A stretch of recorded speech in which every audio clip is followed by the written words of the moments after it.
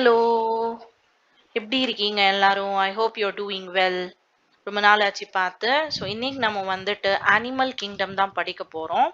So animal கிங்டம்ல வந்து நீங்க ரொம்ப சிம்பிளான ஒரு டாபிக் ஆக்சுவலி இது ரொம்ப ஈஸியாவே படிச்சிடலாம்.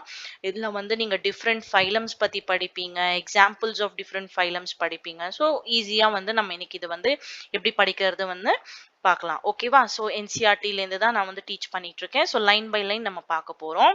So let's get started. Okay. So first வந்து அனிமல் கிங்டம் உடைய இன்ட்ரோடக்ஷன்ல நீங்க என்ன பார்ப்பீங்க அப்படின்னா வந்துட்டு ஃபர்ஸ்ட் நம்ம வந்து when you look around you will observe different animals with different structures and forms இல்லையா? இப்போ நம்ம வெளியில பார்க்கும்போது நம்மளுக்கு நிறைய அனிமல்ஸ் இருக்கு அண்ட் அதோடைய ஸ்ட்ரக்சர் அண்ட் ஃபங்க்ஷனுமே வந்து ரொம்ப டிஃப்ரெண்டா இருக்கும். அதோடைய ஃபார்ம்ஸுமே பார்த்தீங்கன்னா ரொம்ப டிஃப்ரெண்டா இருக்கு. Okay. So over a million species of animals have been described till now. The need for classification becomes all the more important. So classification அப்படிங்கிறது வந்துட்டு நம்ம ஃபர்ஸ்ட் சாப்டர்ல படிச்சிருப்போம். கிளாசிஃபிகேஷன் எவ்வளவு இம்பார்ட்டன்ட் அப்படிங்கறத நம்ம பார்த்திருப்போம். ஏன்னா நம்மளுடைய யூனோ எர்த்ல வந்து million species of animals and plants இருக்கு அண்ட் அதை நம்ம வந்து டிஸ்கிரைப் பண்றதுக்கு classification is a mode. Right. Okay. So classification also helps in assigning a systematic position in the newly described species. இப்போ புது ஸ்பீஷீஸ் ஏதாவது டிஸ்கிரைப் ஆகுது அப்படின்னா வந்துட்டு அதை நம்ம வந்து ஈஸியா கிளாசிஃபை பண்ணிக்கலாம். ரைட். ஓகே. ஃபைன். இப்போ பேசிஸ் ஆஃப் கிளாசிஃபிகேஷன் நம்ம வந்து நிறைய டிஃப்ரெண்ட் டைப்ஸ் ஆஃப் கிளாசிஃபிகேஷன் படிச்சிருக்கோம் இல்லையா? 2 கிங்டம் கிளாசிஃபிகேஷன் படிச்சிருக்கோம், 3 கிங்டம் கிளாசிஃபிகேஷன் படிச்சிருக்கோம். ஸோ இப்போ நம்ம வந்து பார்க்க போறது என்னன்னா பேசிஸ் ஆஃப் கிளாசிஃபிகேஷன். எது பேஸ் பண்ணி வந்து இந்த கிளாசிஃபிகேஷனை வந்து பண்ணியிருக்காங்க அப்படிங்கிறது தான் வந்துட்டு basis of classification. So basis of classification என்னலாம் அப்படின்னு பார்த்தீங்கன்னா யூ கேன் see that இங்க எழுதியிருக்காங்க arrangement of the cells. So arrangement of the cells na என்னது, whether it is an unicellular organism or a multicellular organisms, right? So அதே மாதிரி வந்து body symmetry na என்னது, இப்போ ஒரு organism எடுத்துக்கோங்க, அதை நம்ம any planeல கட் பண்ணும்போது நம்மளுக்கு எத்தனை similar identical parts வருது, right? So இப்போ நம்ம வந்து ஒரு planaria எடுத்துக்கிறோம்னு வச்சுக்கோங்களேன். ஒரு planaria எடுத்துக்கும் போது நம்ம கட் பண்ணணும்னா any planeல கட் பண்ணும்போது we are getting two identical body parts. So அதுதான் வந்து body symmetry. ஓகேவா? அதுக்கு பேரு தான் symmetry. ஓகே. நேச்சர் ஆஃப் சீலம். சீலம் அப்படின்னா என்னது? சீலம் அப்படின்னா வந்துட்டு பாடி கேவிட்டி. ரைட். இப்போ நம்ம பாடியில பாத்தீங்கன்னா it's a hollow part, right? So நம்ம பாடியில வந்துட்டு போன்ஸ் இருக்கு, மசில்ஸ் இருக்கு. இது எல்லாமே நம்ம ரிமூவ் பண்ணிட்டா ஒரு ஹாலோ ஸ்பேஸ் இருக்கு இல்லையா? ஸோ அதுக்கு பேரு தான் இந்த சீலம். அதுதான் இந்த பாடி கேவிட்டி. ஓகேவா? அப்புறம் patterns of digestive, circulatory or reproductive system. So இப்போ ஒவ்வொரு ஆர்கானிசம் பார்த்தீங்கன்னா அதோடைய டைஜஸ்டிவ் சிஸ்டமா இருக்கட்டும், இல்லைன்னா சர்க்குலேட்டரி சிஸ்டமா இருக்கட்டும், ரீப்ரொடக்டிவ் சிஸ்டம் டிஃப்ரெண்ட் டைப்ஸா இருக்கும்.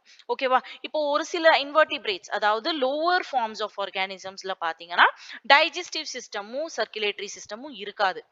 ஒரு சிலர்ல பார்த்தீங்கன்னா ஓப்பன் டைப்பா இருக்கும், க்ளோஸ் டைப்பா இருக்கும். அப்படின்னா என்னது அப்படிங்கறது நான் போக போக உங்களுக்கு சொல்லி தரேன். ஓகேவா? அதே மாதிரி ரீப்ரொடக்டிவ் ஃபார்ம்ஸ் இப்போ இன்வெர்டிபிரேட்ஸ்ல பார்த்தீங்கன்னா மோஸ்ட்லி வந்துட்டு ஆஹ் அதாவது செக்ஷுவல் டைமார்பிசம் இருக்காது. அதாவது மேல் அண்ட் ஃபீமேல் அப்படின்னு தனித்தனியா இருக்காது. ஒரே ஆர்கானிசம்குள்ள சம்டைம்ஸ் வந்து ரெண்டு மேல் பார்ட்டும் இருக்கும், ஃபீமேல் பார்ட்டும் இருக்கும் இல்லையா? சோ அந்த மாதிரி ஆர்கானிசம்ஸும் நம்ம பார்ப்போம். சோ அதனால இங்க என்ன கொடுத்திருக்காங்கன்னா the patterns of digestion, circulatory or reproductive systems are different. Okay. அதே மாதிரி பாத்தீங்கன்னா these features are used as the basis of animal classification. So basis of animal classification க்கு நம்ம என்னெல்லாம் யூஸ் பண்றோம்? first arrangement of cells, அது வந்து யூனிசெல்லுலாரா மல்டிசெல்லுலாரான்னு பார்க்கிறோம். அதே மாதிரி பாடி சிமெட்ரி, அதாவது பைலாட்ரலி சிமெட்ரிக்கலா ரேடியல் சிமெட்ரிக்கலா அப்படின்னு பார்க்கிறோம். நேச்சர் ஆஃப் சீலம் என்னது, நான் சொன்னேன்ல பாடி கேவிட்டி எந்த மாதிரி இருக்கு அப்படின்னு, அதுக்கும் ஒரு 3 டைப்ஸ் இருக்கு. ஓகேவா? சோ போக போக உங்களுக்கு புரியும்.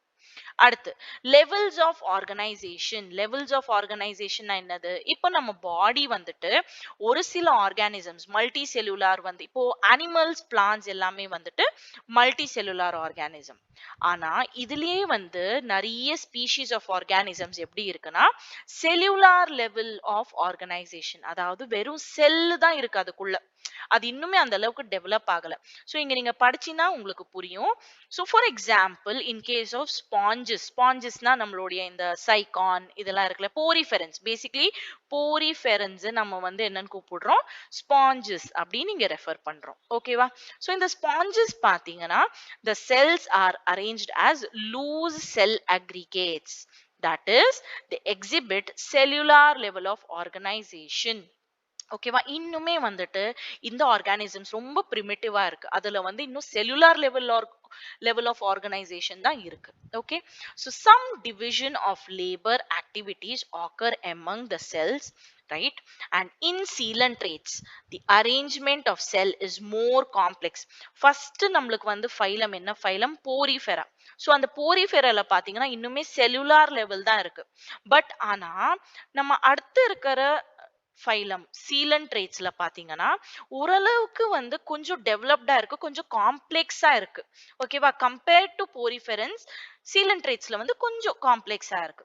ஸோ இவங்கள பாத்தீங்கன்னா the cells performing the same function are arranged into tissues. So இதுல வந்து பாத்தீங்கன்னா செல்ஸ் வந்துட்டு நம்மளுக்கு என்னவா இருக்கு, டிஷ்யூஸா இருக்கு. And what are tissues? Tissues ஒண்ணுமே இல்ல, group of cells, right?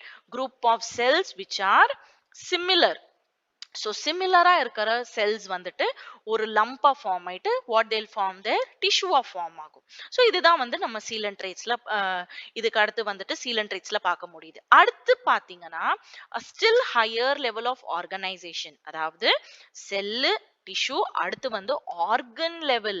So organ level is exhibited by the members of platyhelminthes, right? நம்ம ஃபிளாட் worms அப்படின்னு சொல்றோம்ல. ஸோ அதுல என்னன்னு பாத்தீங்கன்னா செல்ஸ் இருக்கு, செல்ஸ் எல்லாமே டிஷ்யூவா ஃபார்ம் ஆயிருக்கு. டிஷ்யூக்கு அடுத்து வந்துட்டு இந்த பிளாட்டிஹெல்மின்தஸ்ல வந்து ஆர்கன் அண்ட் ஆர்கன் சிஸ்டமே இருக்கு. ஓகேவா? ஸோ ஆர்கனா ஃபார்ம் ஆகுது, ரொம்ப ஸ்பெஷலைஸ்டா இருக்கு.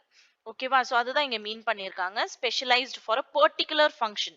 அதாவது கிட்னில இருக்கக்கூடிய செல்ஸ் எல்லாமே ஒரு லம்பா ஃபார்ம் ஆயிட்டு டிஷ்யூ ஃபார்ம் ஆயிட்டு அங்க வந்து கிட்னியா ஃபார்ம் ஆகுது இல்லையா ஹியூமன் பீயிங்ஸ்ல. அந்த மாதிரி வந்துட்டு இங்கேயுமே வந்து பிளாட்டிஹெல்மின்தஸ்ல ஒரு ஒரு பர்டிகுலர் ஃபங்க்ஷனை வந்து பெர்ஃபார்ம் பண்ணுது. ஓகேவா? அடுத்து in animals likes annelids, arthropods and mollusks. ஓகேவா? annelids நம்ம earthworm, arthropodsனா நம்ம இன்செக்ட்ஸ், mollusksனா நம்ம வந்து நம்ம நத்தை ஸ்னேல்லாம் இருக்குல்ல, and echinoderms starfish echinoderms and chordates, அதாவது குவாடேட்ஸ்னா நம்ம. ஓகேவா? So organs have associated to form functional systems, right? So இதுக்கு பேரு நம்ம என்னன்னு கூப்பிடுவோம், ஆர்கன் சிஸ்டம். அதாவது ஃபர்ஸ்ட் வந்து செல்ஸா இருந்தது, செல்ஸ் வந்து டிஷ்யூ லெவலுக்கா மாறிடுச்சு, டிஷ்யூஸ் வந்துட்டு ஆர்கனா மாறிடுச்சு ஒரு சில ஆர்கானிசம்ல.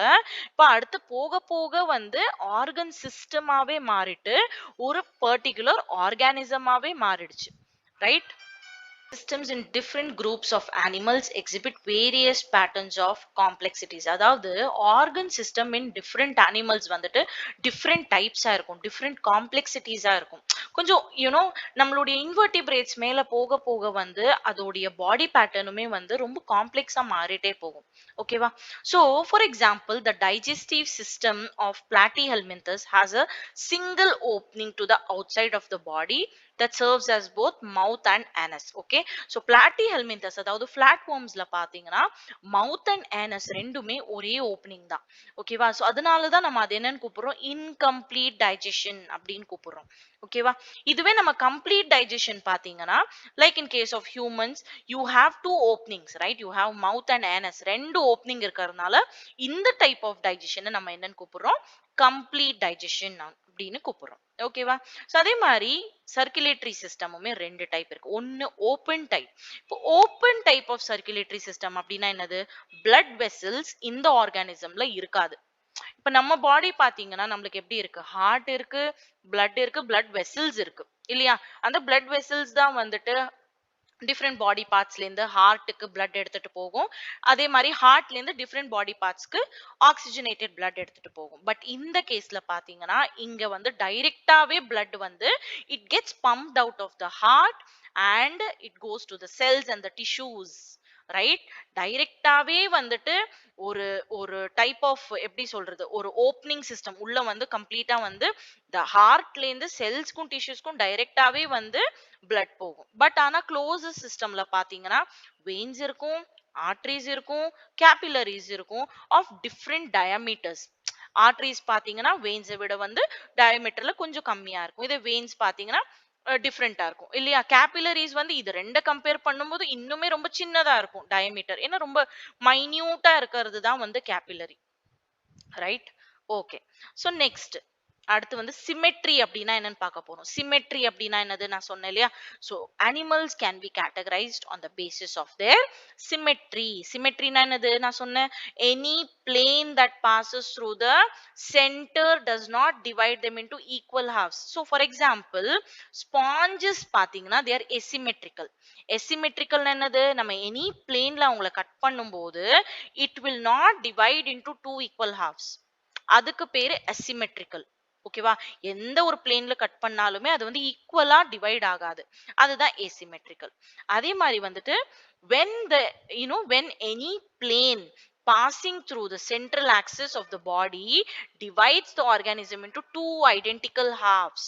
ரெண்டு identical halves நம்மளால கட் பண்ண முடிஞ்சா அதுக்கு பேர் வந்து radial symmetry. any planeல இருந்து நம்ம கட் பண்ணி ரெண்டு half பிரிஞ்சா அது radial symmetry. ஓகேவா? coelentrates, ctenophores, echinodermates, all these have this kind of body plan. Okay, now animals like annelids, arthropods, you know these இதுல வந்துட்டு பாத்தீங்கன்னா ஒன் பிளேன் ஒரே பிளேன்ல கட் பண்ணும்போது நம்மளுக்கு வந்துட்டு we get left and right half. ஓகேவா? So அந்த மாதிரி வந்தா வந்துட்டு bilateral symmetry. so asymmetrical, radial symmetry, bilateral symmetry. asymmetricalனா நம்ம எந்த பிளேன்ல கட் பண்ணாலுமே வந்துட்டு ஒரு ஐடென்டிக்கலான ரெண்டு half கிடைக்கவே கிடைக்காது. Right? they are very irregularly shaped அப்படின்னு சொல்லலாம். சோ அதுதான் asymmetrical. இப்போ radial symmetricalனா என்னது? எனி பிளேன் இப்போ ஸ்டார் ஃபிஷ் எடுத்துக்கோங்க. ஸ்டார் ஃபிஷ் எடுத்துக்கிட்டீங்கன்னா ரைட்? சோ இந்த மாதிரி இருக்கா ஸ்டார் ஃபிஷ்? சோ நம்ம வந்து எனி பிளேன்ல கட் பண்ணும்போது நம்மளுக்கு எப்படி வரும்னா ஈக்குவல் ஹாஃபா வரும். சோ அந்த மாதிரி let me just draw it properly. ஓகேவா? சோ இந்த மாதிரி வந்ததுன்னா அதுக்கு பேரு நம்ம என்னன்னு கூப்பிடுவோம்? radial symmetrical. ரைட்? சோ இந்த மாதிரி கட் பண்ணோம்னா எனி பிளேன் சென்ட்ரல் ஆக்சிஸ்ல இருந்து எனி பிளேன் கட் பண்ணாலுமே ஈக்குவல் ஹாஃபா வரணும். அதுக்கு பேரு தான் வந்து ரேடியல் சிமெட்ரி. பைலேட்ரிக் சிமெட்ரிக்கல்னா என்னது? பைலேட்ரல் சிமெட்ரிக்கல்னா இப்போ நம்ம ஒரு காக்ரோச் இல்ல பட்டர்ஃப்ளை, நம்ம பட்டர்ஃப்ளையை கட் பண்ணோம்னு வச்சுக்கோங்களேன் ஒரு பிளேன்ல, லைக் எனி பிளேன்ல கட் பண்ணா நம்மளுக்கு எப்படி வரணும்? சாரி, எனி பிளேன் கிடையாது, any one plane, only in one plane.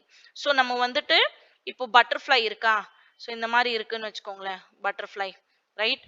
So இதை நம்ம வந்துட்டு கட் பண்ணா from one plane you should be getting it into two halves. either நம்ம மேல இருந்து கட் பண்ணாலும் ஒரு half வரணும் ஐடென்டிக்கலா, இல்ல இப்படி கட் பண்ணாலும் 90 டிகிரி ரைட் halves.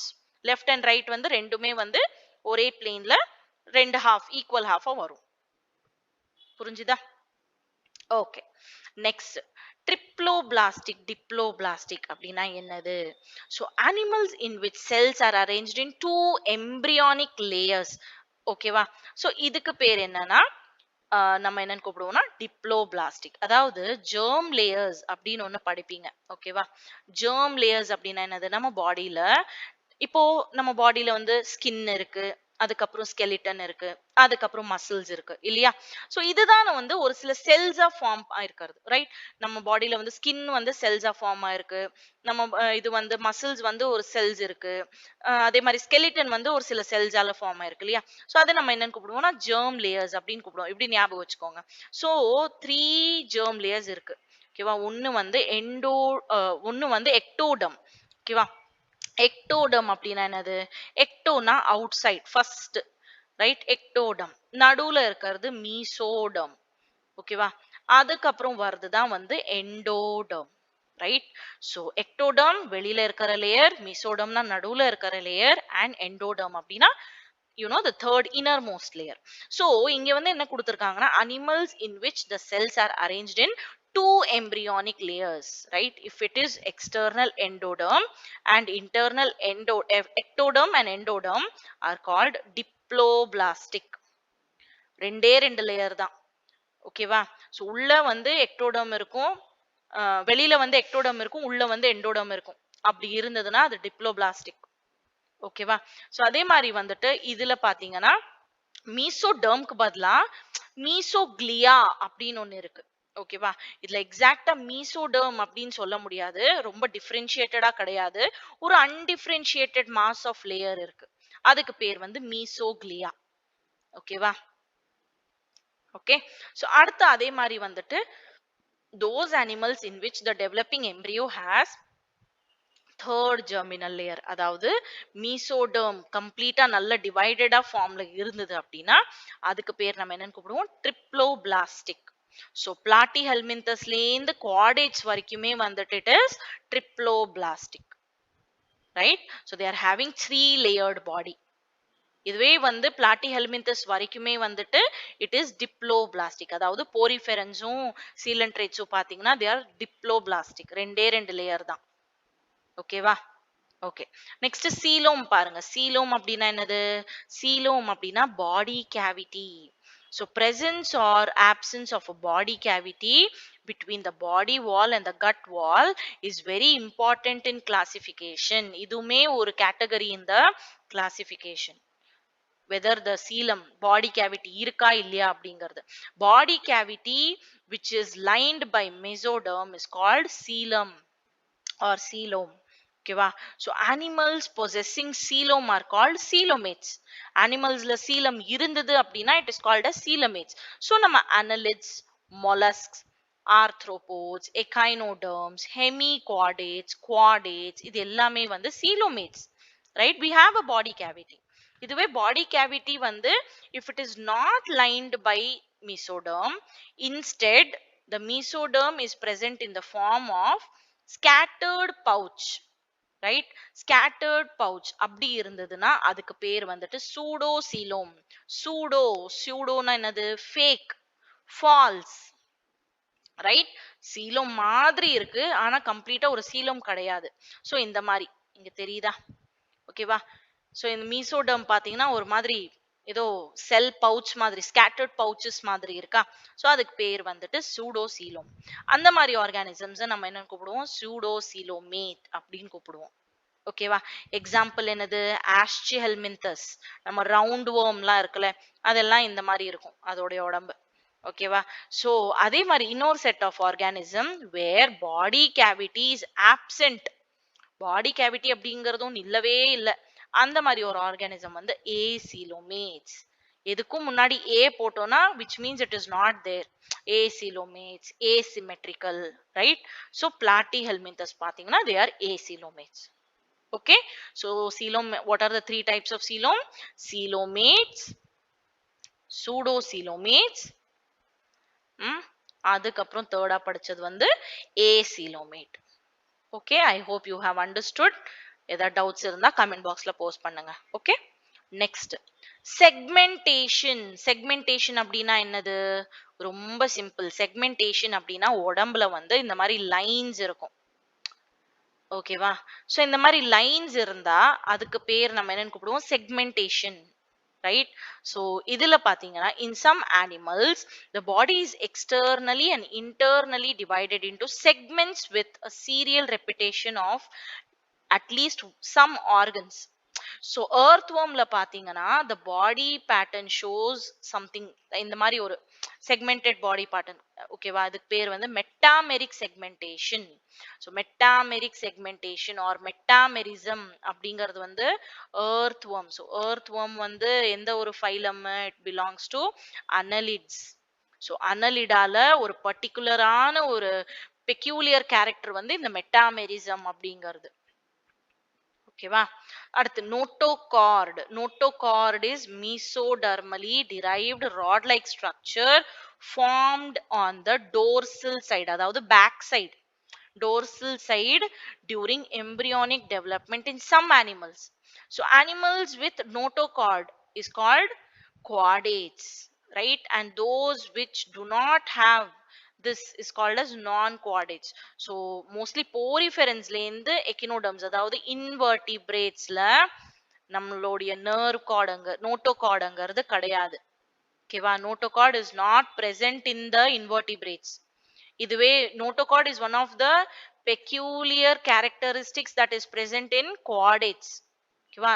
சோ நம்ம notochord சொன்னாலே நம்மளுக்கு யார் ஞாபகம் வரணும்? chordates ஞாபகம் வரணும். chordatesனா யாரு? fish, frog, birds, right, mammals, இது எல்லாமே chordates தான்.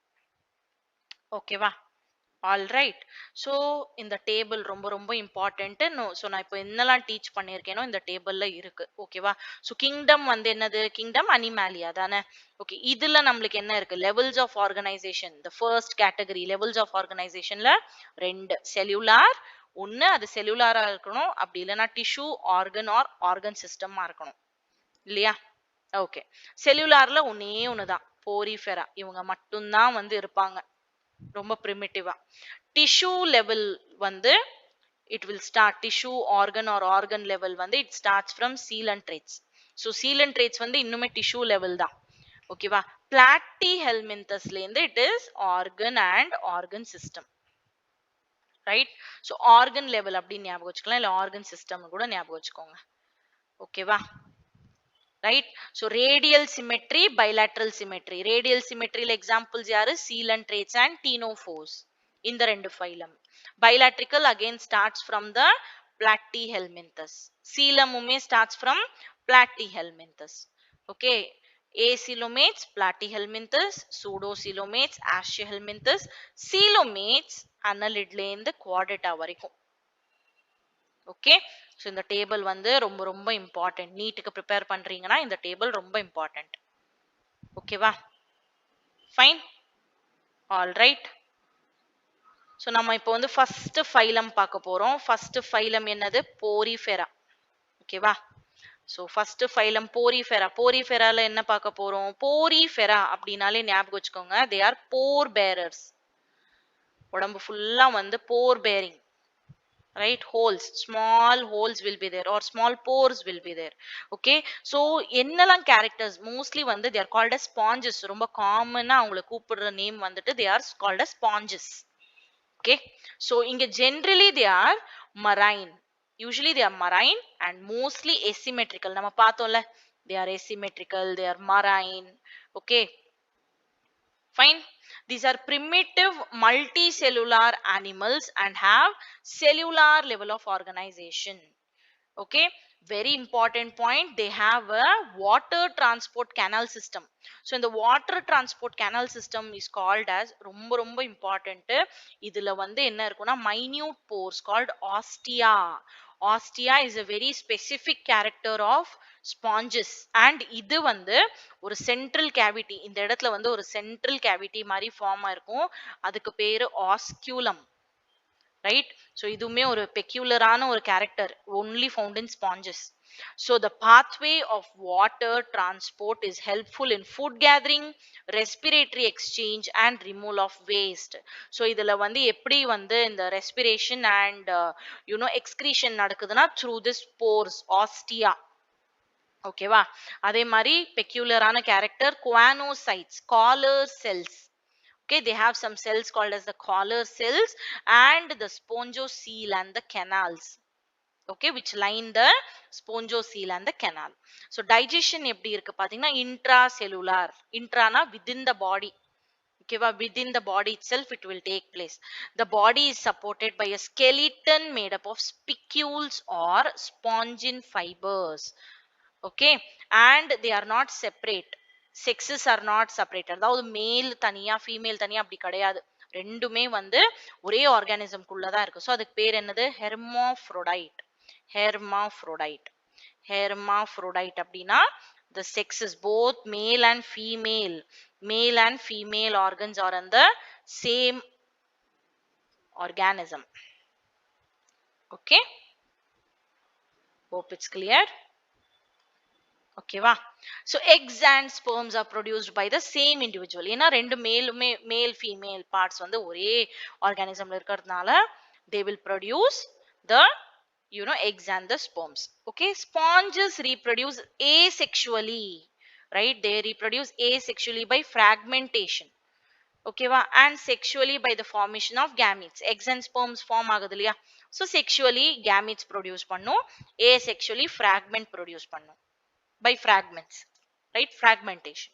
So fertilization எப்படி இருக்கு? Internal இருக்கு and development is indirect.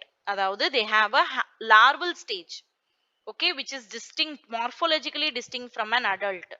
So இங்க பாத்தீங்கன்னா ரெண்டு larval stages இருக்கு. I'll just write it here. So larval stages என்னது அப்படின்னு பாத்தீங்கன்னா parenchyma, amphiblastula. Okay, so இதுதான் ரெண்டு larval stages, parenchyma and amphiblastula. Okay, so சைக்கான்ல என்னெல்லாம் இருக்கு, I mean போரிஃபெரன்ஸ்ல என்னெல்லாம் இருக்கு, ஆஸ்டியா இருக்கு, ஆஸ்குலம் இருக்கு, குவானோசைட்ஸ் இருக்கு which are collar cells. They have some the calcium skeletons, right? Skeleton made up of spicules or spongin fibers இருக்கு. Sexes are not separate, that is they are hermaphrodite. Yes, eggs and sperms are produced. Digestion is internal. Okay, then fertilization is internal. Digestion நம்ம பார்த்தோம்ல, so digestion வந்து எப்படி இருக்கு இதுல வந்து, so you can see here that they have written digestion is intracellular, right? Okay, fertilization is internal, development is indirect. Okay va? Fine. All right, so you have, I hope you have understood till phylum Porifera. Okay, so next வீடியோல நான் வந்து phylum சீலன்ட்ரேட்டால இருந்து போடுறேன், கண்டிப்பா அதையும் பாருங்க. இந்த வீடியோல ஏதாவது டவுட்ஸ் இருந்தா கண்டிப்பா கமெண்ட் பாக்ஸ்ல போஸ்ட் பண்ணுங்க, நான் ரிப்ளை பண்ண ட்ரை பண்றேன். Okay, I hope you like this video. Subscribe to my channel and share it with your friends. Thanks for watching. Bye, Net Tips.